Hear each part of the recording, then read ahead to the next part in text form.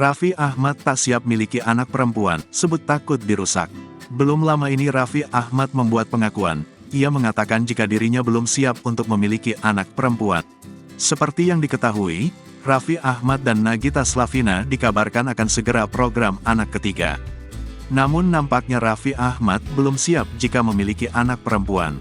Meski Nagita Slavina sangat menginginkan anak perempuan.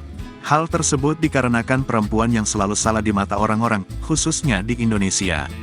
Raffi Ahmad mengatakan hal tersebut saat menjadi bintang tamu di podcast Denny Sumargo. Awalnya, Raffi Ahmad mengungkap bahwa Nagita Slavina sangat ingin anak perempuan. Saat ini mereka sudah memiliki 2 anak laki-laki, Rafathar dan Rayanza Malik Ahmad. Sebenarnya Raffi Ahmad tak keberatan jika harus memiliki anak perempuan. Namun ia belum siap tentang ketakutan yang berada di kepalanya. Ia mengatakan jika dia hanya tidak siap memikirkan kelak saat anaknya sudah dewasa. "Gue takut bro," ucap Raffi Ahmad. Dikutip dari kanal YouTube Curhat Bang Denny Sumargo, Rabu, tanggal 1 Februari tahun 2023.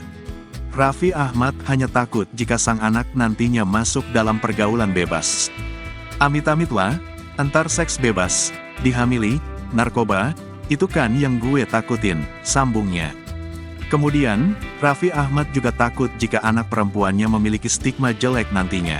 Tapi kan ini Indonesia, mau laki-laki mau perempuan, pasti judgement terberatnya itu enggak tahu kenapa, lebih ke perempuan gitu, itu yang berbahaya, imbuh Raffi Ahmad.